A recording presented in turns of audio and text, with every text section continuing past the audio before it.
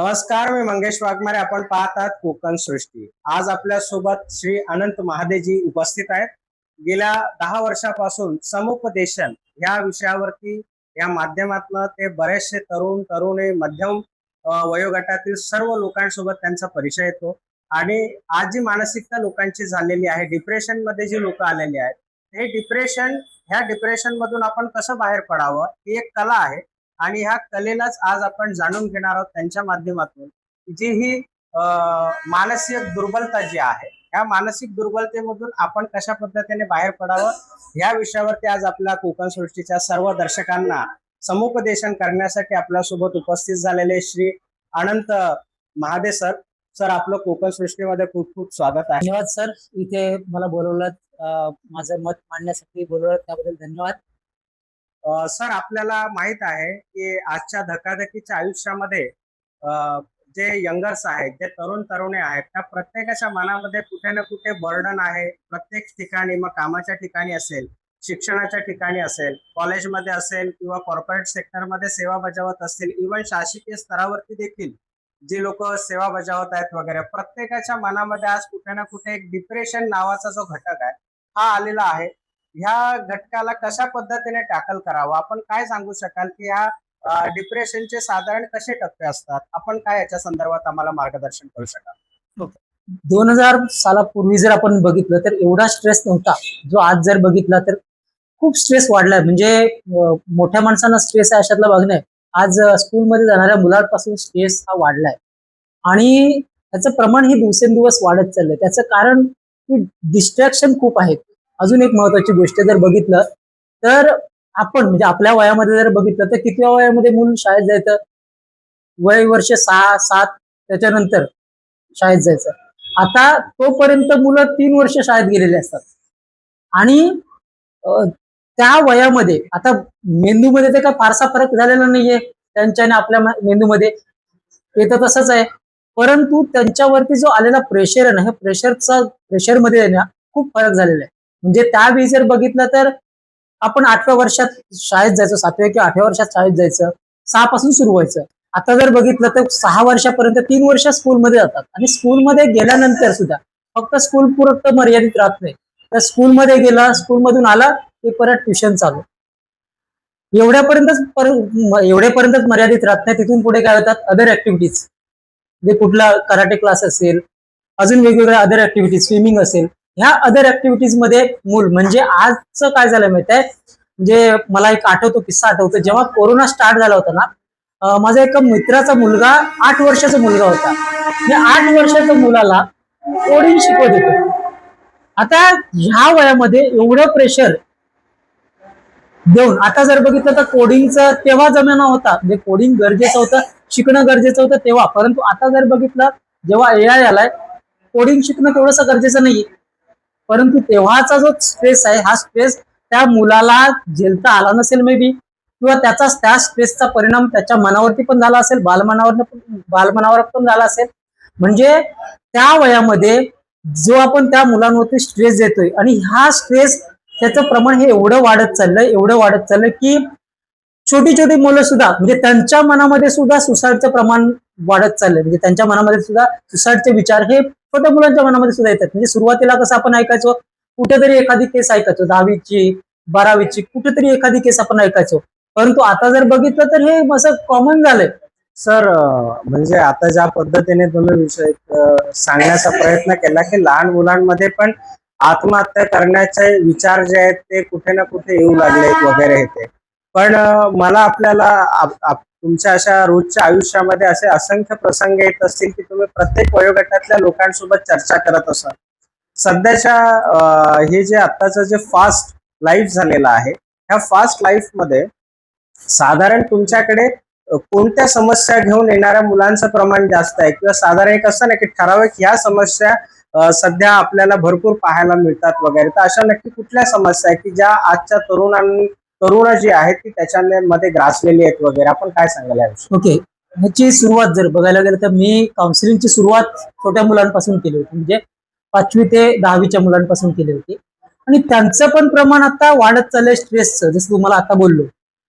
आणि आता ज्या माझ्याकडे जास्त केसेस येतात ना, ह्या 8वी पासून पुढच्या ज्या केसेस आहेत हे म्हणजे त्यांचं स्ट्रेसचं प्रमाण, त्याच्यानंतर मुलं एकलकोंडी राहणं, म्हणजे कोणाशीच बोलायचं नाही, म्हणजे ह्यामुळे म्हणजे स्ट्रेस वाढत जाण्यापाठीमागचं मेन रिझन काय माहित आहे?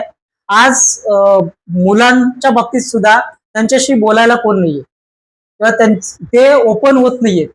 म्हणजे ह्याच्या पाठीमागे बरीचशी कारणं असतात. जसं की समजा मी एखाद्याला सांगितलं तर मग ते गुड ओपन होईल. म्हणजे मी जे माझ्या मनात आहे, मी जर एखाद्याला सांगितलं तर ते सगळीकडे समजेल, हा एक मूळ उद्देश असतो. दुसरी गोष्ट, सांगू की नको सांगू हा एक न्यूनगंड असतो. अशा बऱ्याचशा गोष्टी असतात आणि त्यामुळे त्या गोष्टी बोलल्या जात नाहीत. आता आई वडिलांशी बोलणार कोणाशी? तर आई वडिलांशी. आता जर बघितलं तर जे कल्चर वाढत चाललंय, तेव्हा कसं होतं, घरातला एक करता व्यक्ती कमवायचा, स्त्री घरात असायची. आता जे कल्चर बदलत चाललंय, जेव्हा त्याची मम्मी पण कामाला जाते, वडील पण कामाला जातात, मग ते बोलणार कोणाशी? मग फिरून फिरून येतं कशावरती? मोबाईलवरती. मग तोच त्याचा मित्र होऊन जातो. आणि ह्याचं प्रमाण जर बघितलं तर स्क्रीनवरती 4-4, 8-8 तास, काय काय मुलं तर 12-12 तास नुसतं स्क्रीनवरती असतात. 12-12 तास नुसतं फक्त मोबाईल. त्या दरम्यान त्याला भूक ताण काही जाणवत नाही, परंतु त्याचा परिणाम त्याच्या शरीरावरती होतोय, त्याच्या मनावरती होतोय, त्या सगळ्या गोष्टीवरती त्याचा परिणाम आता होतोच आहे. सर तुम्ही बोलताना एक गोष्ट सांगितली की मुलांच्या मनामध्ये न्यूनगंड किंवा मुलांना असं वाटतं की मी जे बोलतोय ते समोरच्याला समजेल की नाही समजेल.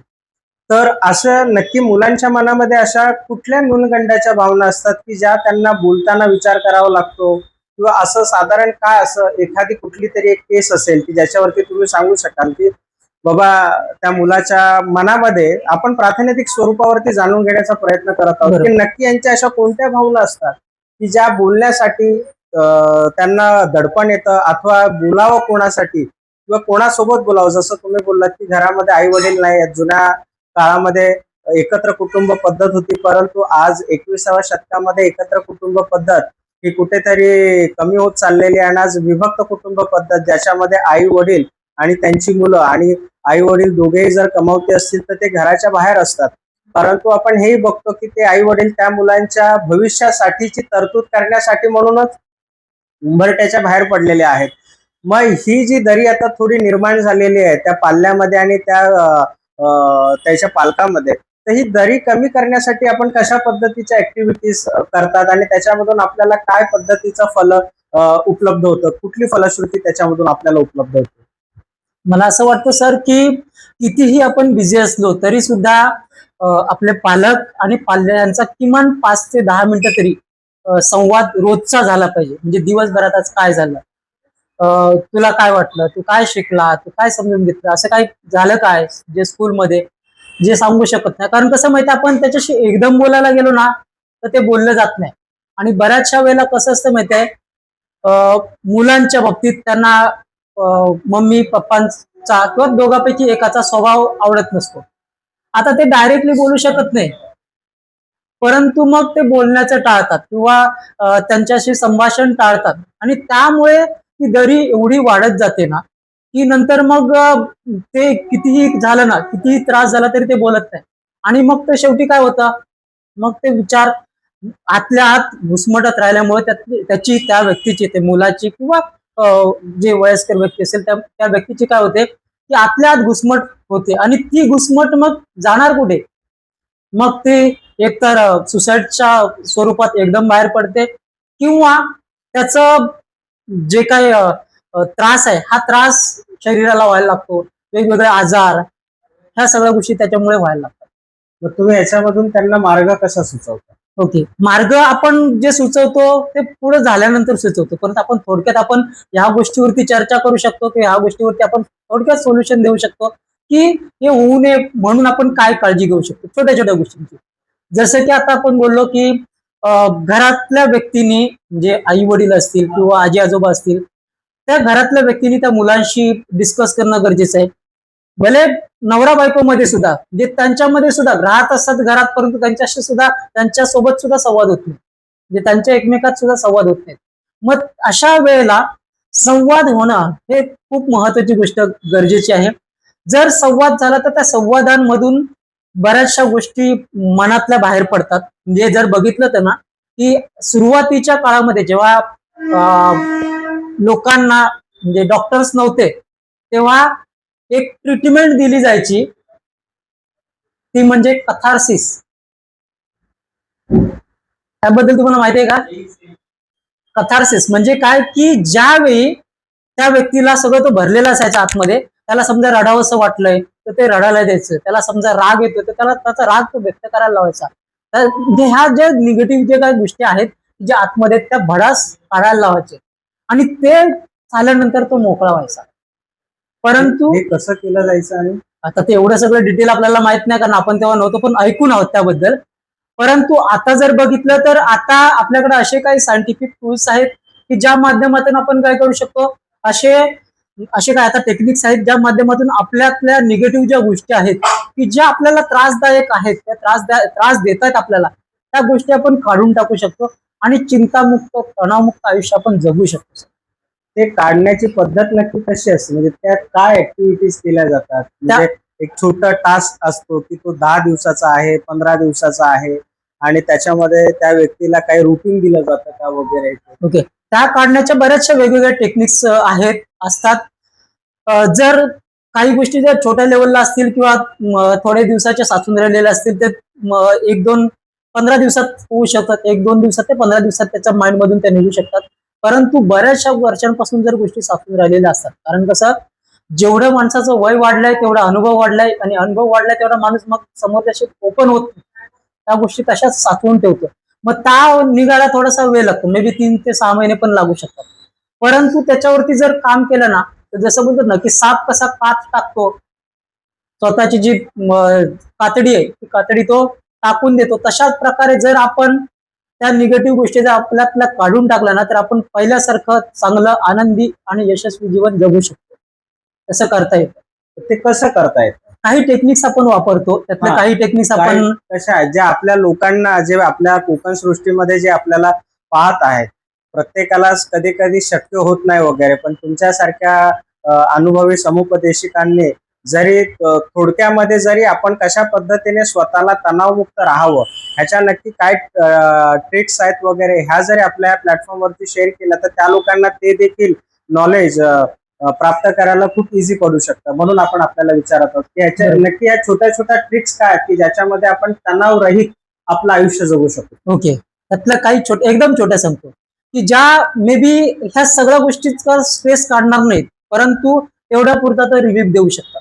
अशा काही टेक्निक सांगतो, आणि लॉंग टाइम पण फरक पडेल अशा पण टेक्निक आहेत, त्यावरती पण आपण चर्चा करू शकतो. ओके, तर पहिलं तर ज्या आधीपासून प्रचलित आहेत तसा आहे डीप श्वास, दीर्घ श्वास घ्यायचा. म्हणजे आपण कितीही तणावामध्ये असलो, किती भीतीमध्ये असलो, कितीही दुःखामध्ये असलो, आपण जर ताठ बसलो, थोडस ताठ बसलो आपण, म्हणजे बघा, आपण एखादा रडत असेल, नॉर्मली आपण हे वापरतो, एखादा व्यक्ती जर रडत असेल तर आपण काय करतो, त्या व्यक्तीचं डोकं धरतो आणि सरळ करतो, आपण खाली मान घालून रडत असतो, त्या व्यक्तीला काय करतो आपण, सरळ उभं करतो, सिधं करतो. त्यामुळे ऑटोमॅटिकली तो रडायचं थांबतो.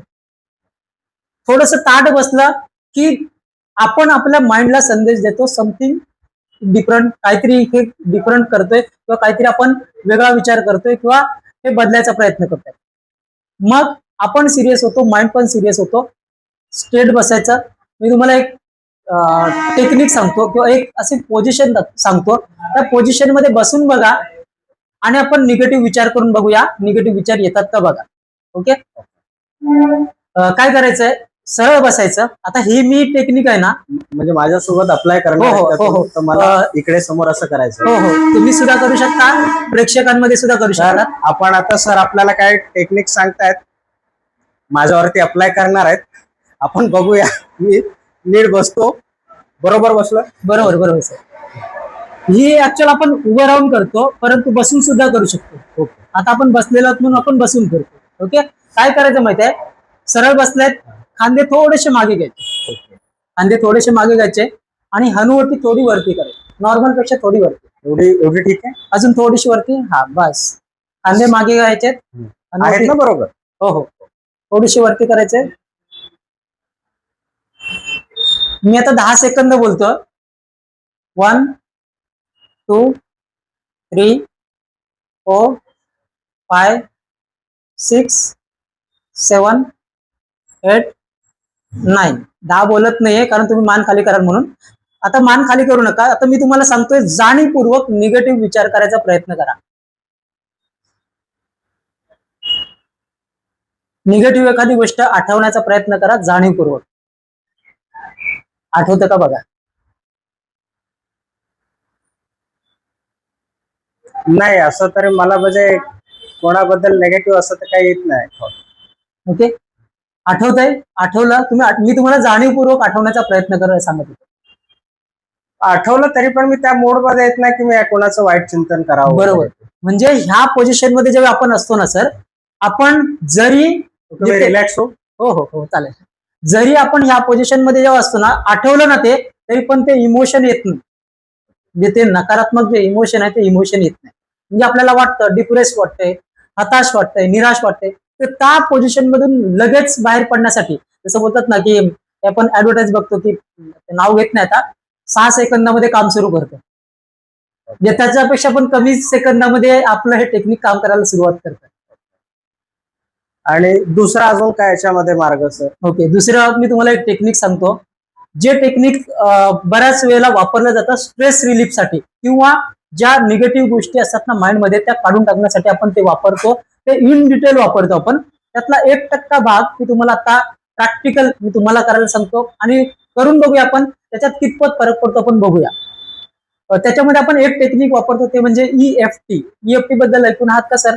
नाही, मी नाही. ओके, त्याचा लॉंग फॉर्म आहे इमोशनल फ्रीडम टेक्निक. म्हणजे हे तुम्ही युट्यूब किंवा गुगलवरती जर सर्च केलं तर खूप त्याच्याबद्दल माहिती मिळेल, परंतु ते ऍक्च्युअल आपल्या लाईफ मध्ये कसं युज करायचं ते माहिती नाही पडणार. Emotional freedom. हा, इमोशनल फ्रीडम टेक्निक. या नावामध्ये दडलेलं आहे की हे टेक्निक कशाशी रिलेटेड आहे?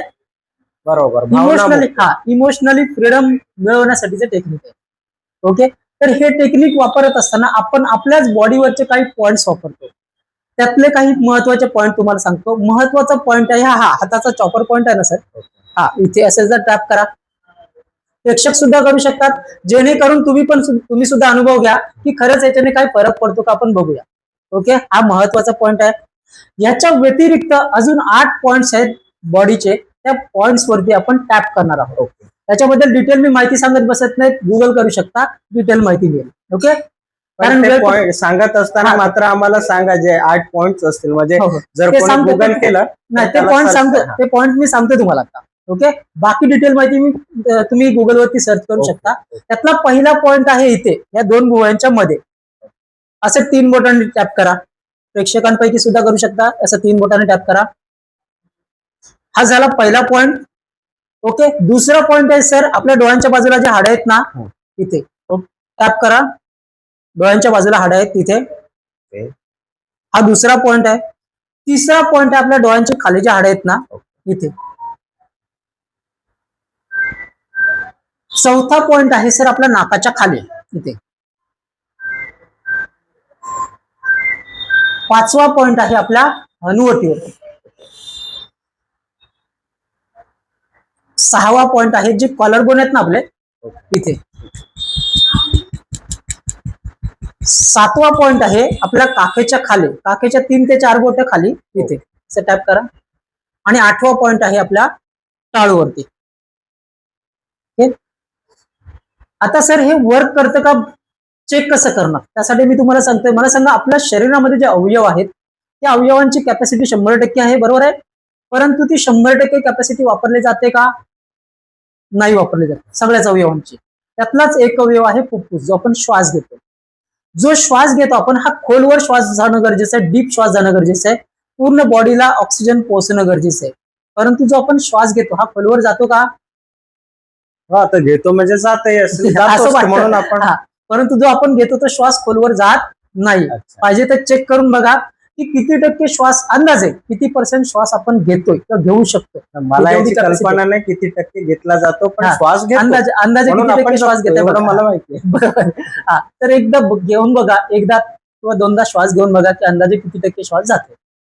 माझा तर पूर्ण गेला असं मला वाटतं. आता तुमच्याकडून टेक्निक समजू की नक्की काय आहे. ओके, परत एकदा घेऊन बघताय. ठीक आहे. आता मी तुम्हाला टेक्निक सांगतो, त्या टेक्निकने काय फरक पडतो आपण बघूया. हे रेकॉर्ड होतंय. हो हो, रेकॉर्ड होतं. तुम्ही किती टक्के श्वास घेतला तुम्हाला जरी नाही कळलं तर लोकांना कळतंय. Okay okay. तर आता आपण ते टेक्निक वापरून बघूया काय फरक पडतो बघूया. ओके. इथे टॅप करा आणि मी जसं बोलतोय तसं बोला, मी जसं करतोय तसं ओके, करा. बोलायचं मला. हो हो, बोलायचं. ओके. बोला. मी आता दीर्घ श्वास घेण्याचा प्रयत्न केला दीर्घ श्वास घेण्याचा प्रयत्न केला, तेव्हा मला असं जाणवलं तेव्हा मला असं जाणवलं माझ्या फुफ्फुसाची जेवढी कॅपॅसिटी आहे माझ्या फुफ्फुसाची जेवढी कॅपॅसिटी आहे तेवढा मी दीर्घ श्वास घेऊ शकलो नाही. तेवढा मी दीर्घ श्वास घेऊ शकलो नाही. याचा अर्थ याचा अर्थ माझ्या श्वसन मार्गामध्ये माझ्या श्वसन मार्गामध्ये कुठेतरी अडथळा आहे, कुठेतरी अडथळा आहे, कुठेतरी ब्लॉक आहे. कुठेतरी ब्लॉकेज आहे. असं असलं तरी मी स्वतःला असं असलं तरी मी स्वतःला आहे तसं स्वीकारतो आहे तसं स्वीकारतो आणि या अडथळ्यातून, आणि ह्या अडथळ्यातून, या ब्लॉक मधून ह्या ब्लॉक मधून मी स्वतःला पूर्णपणे रिलीज होऊ देतो. रिलीज होऊ देतो. मध्ये थोडंसं थांबवतोय की हे मी काय सांगतोय ते फक्त समजावून सांगतो. तुम्हाला काय सांगितलं, मी आता दीर्घ श्वास घेण्याचा प्रयत्न केला तेव्हा मला असं जाणवलं की माझ्या फुफ्फुसाची जेवढी कॅपॅसिटी आहे तेवढा मी दीर्घ श्वास घेऊ शकलो नाही. ज्याचा अर्थ कुठेतरी ब्लॉक आहे. ब्लॉक म्हणजे जसे ब्लॉकेज असतात तसा ब्लॉक नाही, अडथळा. मग अवरोध. तो मे बी शारीरिक अडथळा असेल किंवा मानसिक अडथळा असेल. बरोबर. असं असलं तरी मी स्वतःला, तर स्वतःला म्हणजे कोणाला, हे जे आता बसलो ते आपण नाही आहोत, आपलं शरीर आहे. त्या शरीरामध्ये जे आपण आहोत त्याला आपण बोलतो मी स्वतःला, म्हणजे ज्याला आपण चैतन्य, सूक्ष्म चैतन्य किंवा आत्मा आपण म्हणू शकतो. तो म्हणजे ऍक्च्युअल आपण आहोत. आहे तसं स्वीकारतो. तर स्वीकारणं का गरजेचं, जर मी स्वीकारलं तर ते बदलू शकतो. त्यामुळे बोलतो आपण आहे तसं स्वीकारतो आणि यातून मी स्वतःला काय करतोय, रिलीज होऊ देतोय किंवा मुक्त होऊ देतोय. हा शब्द आपण वापरू शकतो. ओके, टॅप करूया. चला. मी आता दीर्घ श्वास घेण्याचा प्रयत्न केला तेव्हा मला असं जाणवलं माझ्या फुफ्फुसाची जेवढी कॅपॅसिटी आहे तेवढा मी दीर्घ श्वास घेऊ शकलो नाही. याचा अर्थ माझ्या श्वसन मार्गामध्ये कुठेतरी अडथळा आहे, कुठेतरी ब्लॉक आहे. असं असलं तरी मी स्वतःला आहे तसं स्वीकारतो आणि या अडथळ्यातून, ह्या अडथळ्यातून, या ब्लॉक मधून मी स्वतःला पूर्णपणे रिलीज होऊ देतो. मी आता दीर्घ श्वास घेण्याचा प्रयत्न केला तेव्हा मला असं जाणवलं माझ्या फुफ्फुसाची जेवढी कॅपॅसिटी आहे तेवढा मी दीर्घ श्वास घेऊ शकलो नाही. याचा अर्थ माझ्या श्वसन मार्गामध्ये कुठेतरी अडथळा आहे, कुठेतरी ब्लॉक आहे. असं असलं तरी मी स्वतःला आहे तसं स्वीकारतो आणि या अडथळ्यातून, या ब्लॉक मधून मी स्वतःला पूर्णपणे रिलीज होऊ देतो. मी आता दीर्घ श्वास घेण्याचा प्रयत्न केला तेव्हा मला असं जाणवलं माझ्या फुफ्फुसाची जेवढी कॅपॅसिटी आहे तेवढा मी दीर्घ श्वास घेऊ शकलो नाही. याचा अर्थ माझ्या श्वसन मार्गामध्ये कुठेतरी अडथळा आहे, कुठेतरी ब्लॉक आहे. असं असलं तरी मी स्वतःला आहे तसं स्वीकारतो आणि या अडथळ्यातून, या ब्लॉक मधून मी स्वतःला पूर्णपणे रिलीज होऊ देतो. ओके. आता सर माझ्याकडे बघा, म्हणजे आपल्याकडे बघून प्रेक्षक करतो. इथे टॅप करून बोला, माझ्या श्वसन मार्गातील या ब्लॉक मधून, या अडथळ्यातून मी स्वतःला पूर्णपणे रिलीज होऊ देतो. ओके. डोळ्यांच्या बाजूला टॅप करा. माझ्या श्वसन मार्गातील या ब्लॉक मधून, या अडथळ्यातून मी स्वतःला पूर्णपणे रिलीज होऊ देतो. डोळ्यांच्या खाली माझ्या श्वसन मार्गातील या ब्लॉक मधून, या अडथळ्यातून मी स्वतःला पूर्णपणे रिलीज होऊ देतो. नाकाच्या खाली माझ्या श्वसन मार्गातील या ब्लॉक मधून, या अडथळ्यातून मी स्वतःला पूर्णपणे रिलीज होऊ देतो. आणि ओटीवरती टॅप करायचंय. माझ्या श्वसन मार्गातील या ब्लॉक मधून, या अडथळ्यातून मी स्वतःला पूर्णपणे रिलीज होऊ देतो. कॉलर बोन जे येते माझ्या श्वसन मार्गातील या ब्लॉक मधून, या अडथळ्यातून मी स्वतःला पूर्णपणे रिलीज होऊ देतो. नाकाच्या खाली माझ्या श्वसन मार्गातील या ब्लॉक मधून, या अडथळ्यातून मी स्वतःला पूर्णपणे रिलीज होऊ देतो. टाळूवरती माझ्या श्वसन मार्गातील या ब्लॉक मधून, या अडथळ्यातून मी स्वतःला मी स्वतःला पूर्णपणे रिलीज होऊ देतो. पूर्णपणे रिलीज होऊ देतो. परत माझ्या श्वसन मार्गातील माझ्या श्वसन या मार्गात ब्लॉक मधून त्या ब्लॉक मधून या अडथळ्यातून या अडथळ्यातून मी स्वतःला पूर्णपणे रिलीज होऊ देतो. डोळ्यांच्या बाजूला माझ्या श्वसन मार्गातील माझ्या श्वसन मार्गात या ब्लॉक मधून या ब्लॉक मधून या अडथळ्यातून मी स्वतःला पूर्णपणे रिलीज होऊ देतो. डोळ्यांच्या खाली माझ्या श्वसन मार्गातील माझ्या श्वसन मार्गात या ब्लॉक मधून या ब्लॉक मधून या अडथळ्यातून या अडथळ्यातून मी स्वतःला पूर्णपणे रिलीज होऊ देतो. नाकाच्या खाली माझ्या श्वसन मार्गातील माझ्या श्वसन मार्गात या ब्लॉक मधून या ब्लॉक मधून या अडथळ्यातून या अडथळ्यातून मी स्वतःला पूर्णपणे मुक्त होऊ देतो. माझ्या श्वसन मार्गातील हनुवटी होती. माझ्या श्वसन मार्गातून या ब्लॉक मधून या ब्लॉक मधून या अडथळ्यातून मी स्वतःला पूर्णपणे रिलीज होऊ देतो. कॉलरबोनच्या इथे माझ्या श्वसन मार्गातील माझ्या श्वसन मार्गात या ब्लॉक मधून या ब्लॉक मधून या अडथळ्यातून मी स्वतःला पूर्णपणे रिलीज होऊ देतो. देतो. काकेच्या खाली माझ्या श्वसन मार्गातील माझ्या श्वसन मार्गात या ब्लॉक मधून या ब्लॉक मधून या अडथळ्यातून मी स्वतःला पूर्णपणे रिलीज होऊ देतो. टाळूवरती माझ्या श्वसन मार्गातील माझ्या श्वसन मार्गात या ब्लॉक मधून या ब्लॉक मधून या अडथळ्यातून मी स्वतःला पूर्णपणे रिलीज होऊ देतो. लास्ट राऊंड माझ्या श्वसन मार्गातील 2 भुवयांच्या मध्ये माझ्या श्वसन मार्गात या ब्लॉक मधून या ब्लॉक मधून या अडथळ्यातून मी स्वतःला पूर्णपणे रिलीज होऊ देतो. डोळ्यांच्या बाजूला माझ्या श्वसन मार्गातील माझ्या श्वसन मार्गात या ब्लॉक मधून या ब्लॉक मधून या अडथळ्यातून या अडथळ्यात मी स्वतःला पूर्णपणे रिलीज होऊ देतो.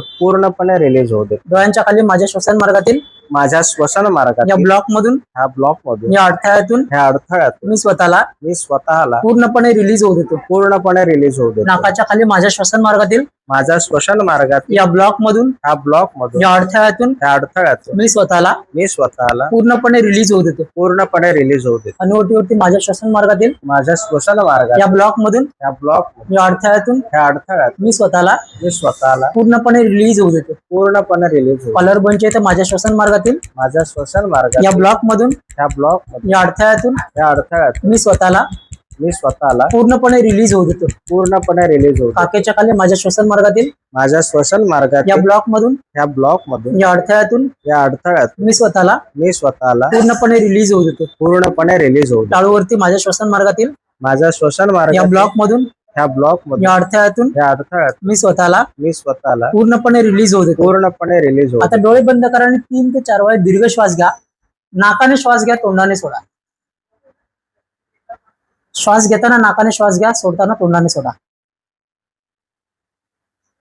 ओके, अजून एकदा दीर्घ श्वास घ्या, नाकाने श्वास घ्या, तोंडाने सोडा. आता डोळे बंद, रिलॅक्स व्हा. नॉर्मल श्वास घ्या. नॉर्मल श्वास घ्या, दीर्घ श्वास नका घेऊ. नॉर्मल श्वास घ्या, एकदम रिलॅक्स व्हा. नॉर्मल श्वास घ्या. आता तुम्ही जसा पहिल्यांदा श्वास घेतला होता ना, तसा एकदा परत श्वास घेऊन बघा.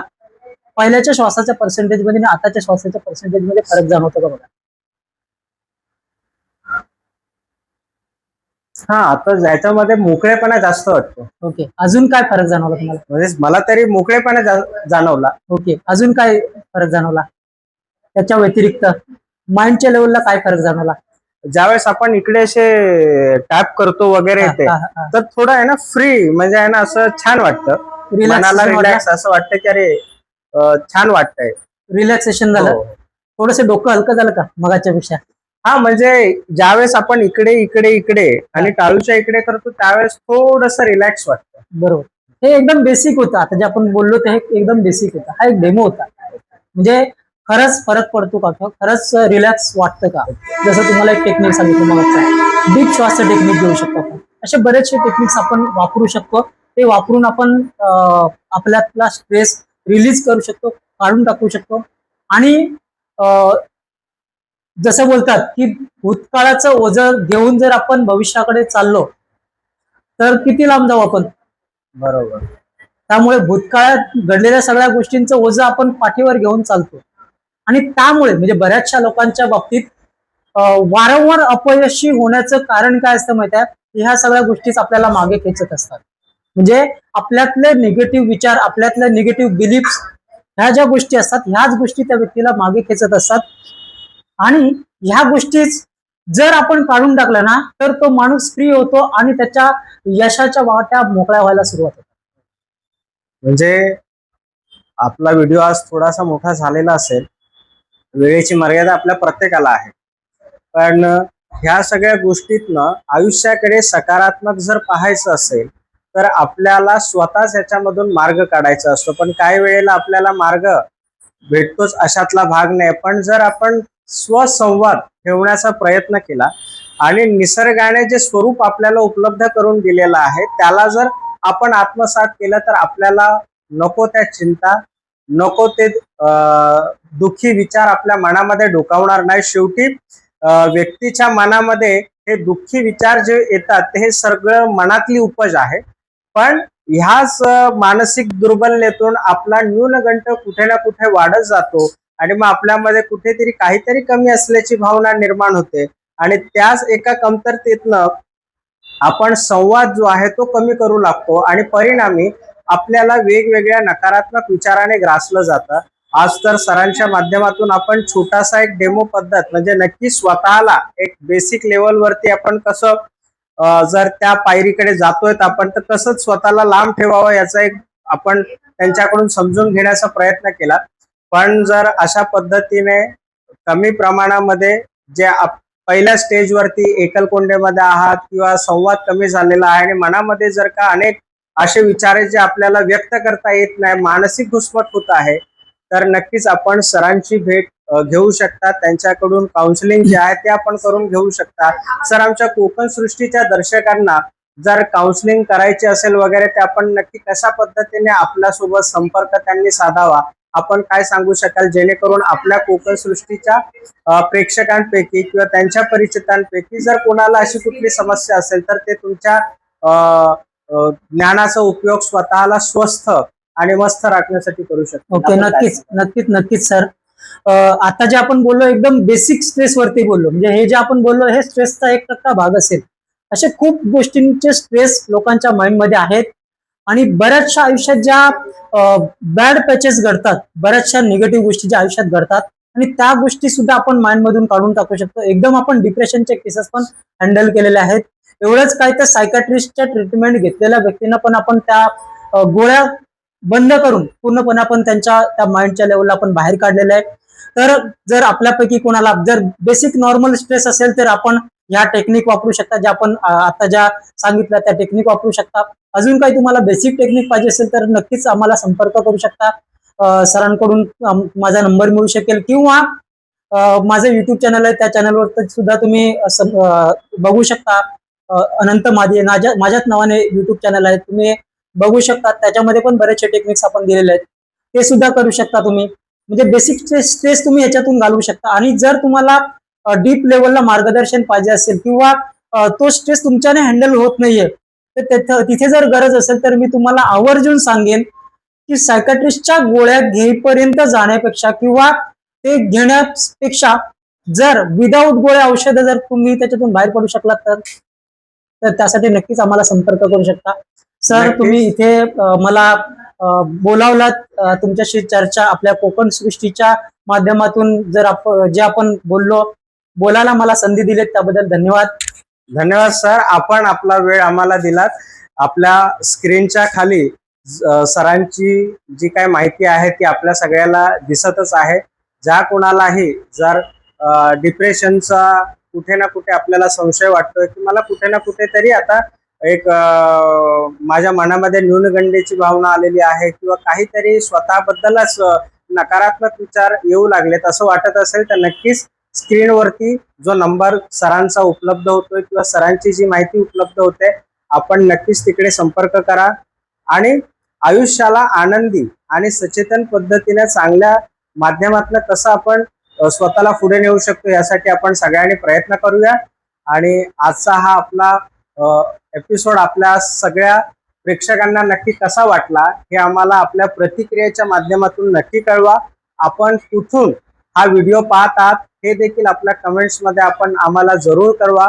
आणि आपला व्हिडिओ आपल्याला आवडला असेल, आपला आजचा व्हिडिओ आवडला असेल तर तो लाईक करा, शेअर करा, आपल्या चॅनलला सबस्क्राईब करा. आणि आजचा विषय, आजचा एपिसोड या ठिकाणी आपण संपला असं जाहीर करत आहोत. धन्यवाद.